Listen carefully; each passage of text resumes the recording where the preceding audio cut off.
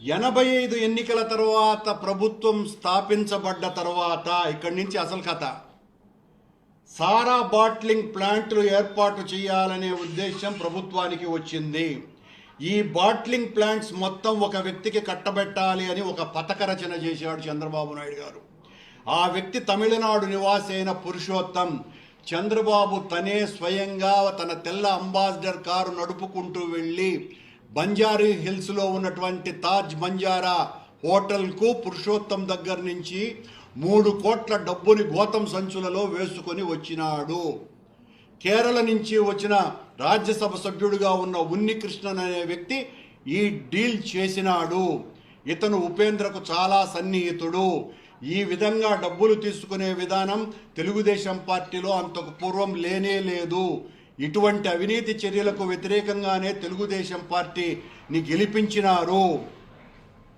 ఇది తెలిసినటువంటి ఎన్టీ రామారావు గారు ఆ బాట్లింగ్ యూనిట్ను ప్రైవేటు వ్యక్తులకు ఇచ్చే ప్రక్రియనే పూర్తిగా నిలిపివేసి ప్రభుత్వ పరంగానే ఏర్పాటు చేయాలని నిర్ణయం తీసుకున్నారు.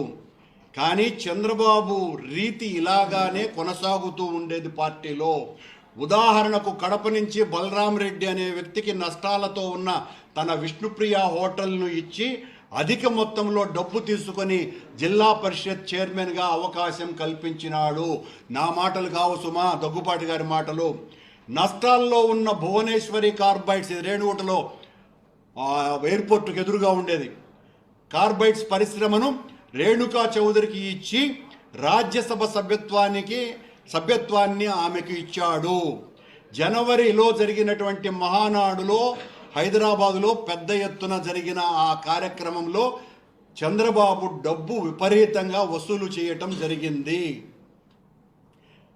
అంతే కూడా కాకుండా 44వ పేజీలో ఈయనను గురించి సుబ్రహ్మణ్యం నాయుడు గారని 85లో గెలిచినటువంటి 83లో గెలిచిన 83లో కాదు 78లోనే గెలిచిన కాంగ్రెస్ పార్టీ తరఫున గెలిచినటువంటి శాసనసభ్యుడు నాతో అన్నటువంటి మాటలోనే ఆయన రాసినటువంటిది, చంద్రబాబు మంత్రి అవ్వటానికి కూడా 5 లక్షలు ఆ రోజున కాంగ్రెస్ వాళ్లకు సమర్పించుకున్నాడని, మద్రాసు సవేరా హోటల్లో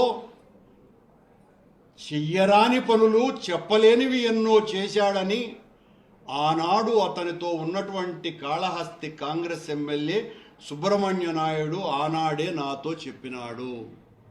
మరి ఆ చెప్పరానివి చెప్పలేనటువంటివి హోటళ్లలో ఏం జరుగుతాయో అది ఆ దగ్గుపాటి వెంకటేశ్వరరావు గారు దాన్ని పూర్తి వివరణ ఇవ్వాలా, మనకే వదిలేశారు పాఠకుడికి. అలాగే ఈయన్ను టార్చ్ లైట్ మంత్రి అనేవాళ్ళు కూడా అనేవారట.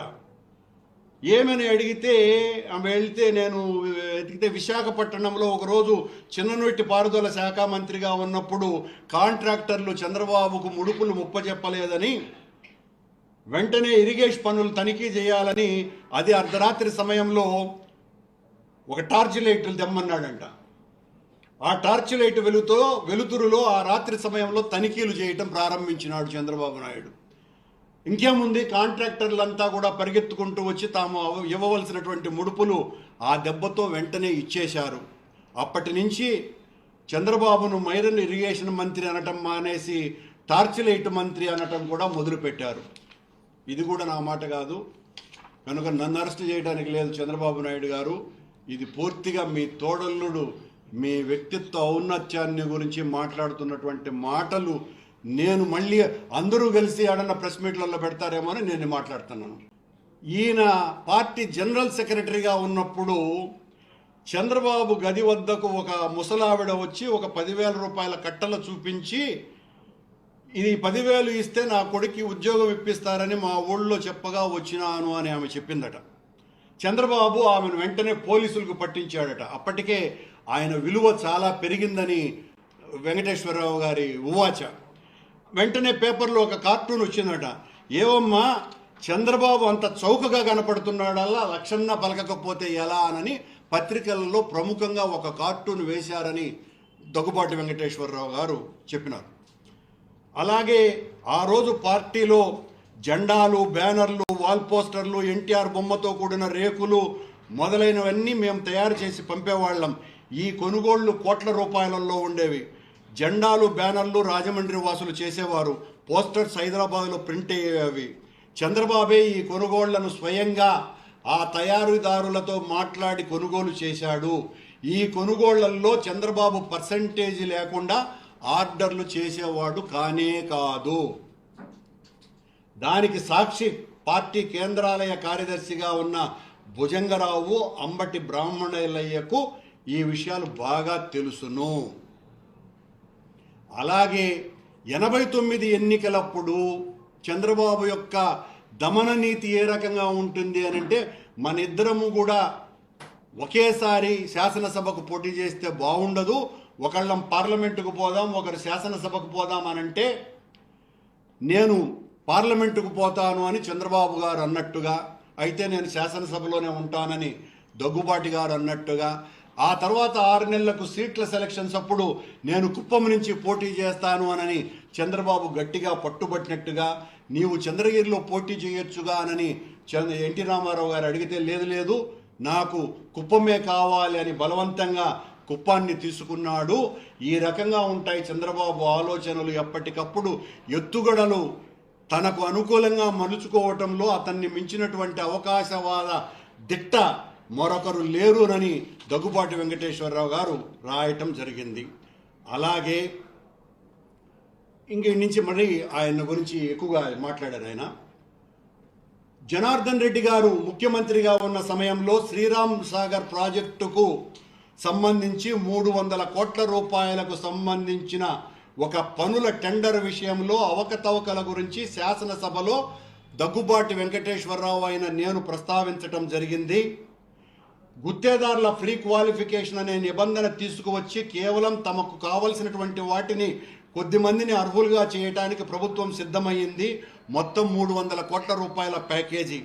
దీని మీద నేను చేసినటువంటి ఆందోళనకు శాసనసభ స్పీకర్ దగ్గర జనార్దన్ రెడ్డి గారు దీని మీద పరిశీలనకు పంపవలసిందిగా కోరటం జరిగింది.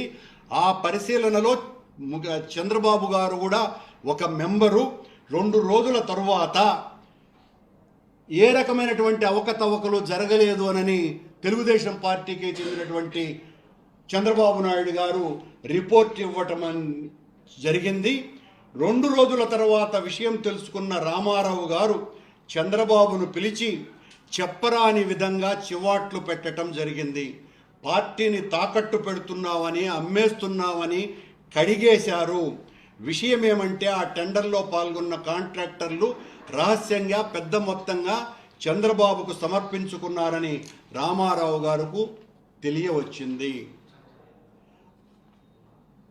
ముఖ్యమంత్రిగా జనార్దన్ రెడ్డి గారు 20 మెడికల్ కాలేజీకి పర్మిషన్లు ఇచ్చినప్పుడు ఆందోళన చేస్తే చంద్రబాబు గారి యొక్క సాధు స్వభావాన్ని గురించి ఇక్కడ దగ్గుబాటి వెంకటేశ్వరరావు గారు ఉటంకిచ్చినారు. మరి ఒక్క బస్సు కూడా కాలవకుండా, ఒక పెట్రోల్ ఇవి కూడా వేయకుండా, బాంబులు లాంటివి వేయకుండా ఏం ఆందోళనలు చేయాలా, ఇలా ఒక బస్సు కూడా తగలబెట్టలేదు అని ఆయన మా చర్చల్లో చెప్పినాడు. వెనువెంటనే తన అనుచరులను కొంతమందిని పెట్రోల్ డబ్బాలు తీసుకురమ్మని సిటీలో కొన్ని ప్రాంతాలలో తిరిగేటువంటి బస్సులను కనీసం 3 తగలబెట్టమని పురామాయించినారు. ఇది మేమన్నమాట కాదు. దగ్గుపాటి వెంకటేశ్వరరావు గారు చంద్రబాబు గారి యొక్క అసలు నైజాన్ని, తన స్వార్థం కోసమని రాష్ట్రంలో ఉన్నటువంటి ఆర్టీసీ బస్సులనైనా తగలబెట్టడానికి ఏమాత్రము వెనుకంజ వేయరు అని చెప్పడానికి ఆయన రాసినటువంటి మాట.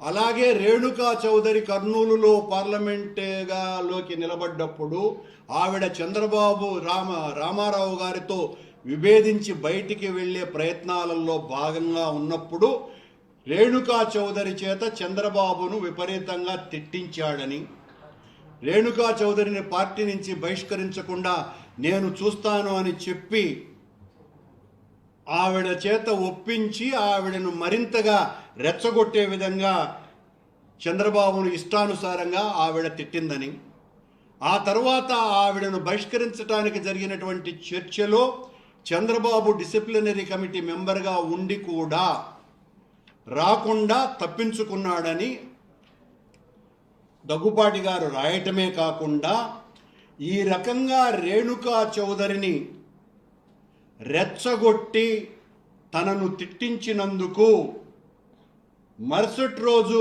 చంద్రబాబు గారు కుప్పం నుంచి తిరిగి రాగానే ఎన్టీ రామారావు గారు ఒక్క ఉదుటిన కోపంతో ఊగిపోతూ మొహమంతా కందగడ్డలా అయిపోయి చంద్రబాబుని పెద్ద పెట్టున తిట్టడం మొదలుపెట్టారు. ఆ రోజు రామారావు గారి క్రోధం తారాస్థాయిలో ఉంది. చివరకు ఆయన ఏ స్థాయికి వెళ్ళారంటే, చంద్రబాబు ఇంకొకసారి ఇటువంటి పని చేశారంటే చెప్పు తీసుకొని కొడతాను అని చెప్పటం జరిగింది. ఈ మాట కూడా నాది కాదు, దగ్గుపాటి వెంకటేశ్వరరావు గారిది. నేను ఒక్క పదము కూడా అతిగా చదవటంలా. చంద్రబాబు గారి యొక్క వ్యక్తిత్వ ఉన్నతత్వాన్ని గురించి దగ్గుపాటి గారు మాటలు ఇవన్నీ కూడా. చంద్రబాబుకు ఒక నైజం ఉంది. ఎన్టీఆర్ దగ్గర ప్రాపకం పెంచుకోవాలంటే ముందు ఒక ప్రాబ్లంని క్రియేట్ చేసి తనే ఆ క్రైసిస్ని సాల్వ్ చేసేటువంటి క్రైసిస్ మేనేజర్గా పేరు తెచ్చుకోవాలి. ఆ రకంగా పత్రికల్లో ప్రాచుర్యం తెచ్చుకోవడానికి పత్రికల వాళ్లతో ముందే మాట్లాడుకొని పథక వ్యూహ రచన చేసేవాడని కూడా ఆయన రాయటం జరిగింది. అలాగే అప్పుడు అధికారంలోకి రాగానే ఉదాహరణకు సీట్ల పంపకాలలో అతను కాదన్నటువంటి వాళ్లకు సీట్లు వస్తే ఆ తర్వాత సీట్లు దొరికిన వాళ్ళ దగ్గరికి పోయి నేనే నీకు సీట్లు ఇప్పించినాను అని చెప్పే అలవాటు కూడా చంద్రబాబు గారికి చాలా ఎక్కువ ఉందని, ఆ రకంగా తలసాని శ్రీనివాస్ యాదవ్ అలాగే మన దేవినేని రమణ ఇలాంటి వాళ్లకు వ్యతిరేకించిన వ్యక్తి వాళ్లకు సీట్లు మేము ఇప్పిస్తే వాళ్ళ దగ్గరికి వెళ్ళి నేనే ఇప్పించినాను మీకని చెప్పుకున్నాడని. అలాగే నిమ్మగడ్డ రమేష్ గారు ఇంతకుముందు ఆయన ఎలక్షన్ కమిషనర్గా కూడా ఉన్నారు. ఆయన తిరుపతి ఈవోగా ఆయనకు నేను రికమెండ్ చేసి వేయిస్తే చంద్రబాబు పోయి నేనే వేయించినాను రమేష్ నీకు అని చెప్పుకున్నాడు అన్నటువంటి మాటలు కూడా ఇందులో ఆయన రాయటం జరిగింది. ఇక మరొక ముఖ్యమైనటువంటి విషయం ఆయన రాసిన దాంట్లో లక్ష్మీ పార్వతి గారి విషయం. లక్ష్మీ పార్వతి గారు ఎన్టీ రామారావు గారుని వివాహం చేసుకోవాలనుకున్నప్పుడు, సరే చేసుకున్న తర్వాత తను సీట్ల కేటాయింపులలో తన వాళ్లకు సీట్లు రావనుకున్నప్పుడు చాలా తీవ్రంగా ద్వేషించేటువంటి లక్ష్మీ పార్వతి దగ్గరికి వెళ్ళి ఆ రూట్లో సీట్లు తెచ్చుకోండి మీరు ఆవిడ్ని మేనేజ్ చేసుకొని చెప్పేవాడని. అంతే కూడా కాకుండా ఈరోజు చంద్రబాబు గారు మహిళల గురించి ఇంత దారుణంగా మాట్లాడతారా అని పోస్టులు పెడతారా, అలాంటి వాళ్ళ అంతు చూస్తాము అని చెప్తున్నారే, వారిని గురించి దగ్గుబాటి వెంకటేశ్వరరావు గారు రాసిన మాట. రామారావు గారు లక్ష్మీ పార్వతిని వివాహం ఆడటానికి ముందు లక్ష్మీ పార్వతిపై చంద్రబాబు రామారావు గారి ఎదుట ఒక తీవ్ర అభియోగం చేశారు. అది ఏమిటంటే, లక్ష్మీ పార్వతి కొంతమందితో అక్రమ సంబంధం కలిగి ఉన్నది, వారు ఎవరో కూడా తనకు తెలుసును అని చెప్పాడు. వారిలో ఒకరు రామారావు గారి దగ్గర పనిచేసేటువంటి సెక్యూరిటీ ఆఫీసరు, 2 హైదరాబాదులో చిక్కడపల్లి నివాసి అయిన విజయలక్ష్మి అనే ఆవిడ కుమారుడు. ఈవిడ లక్ష్మీ పార్వతికి ఆ కుటుంబం సన్నిహితులు.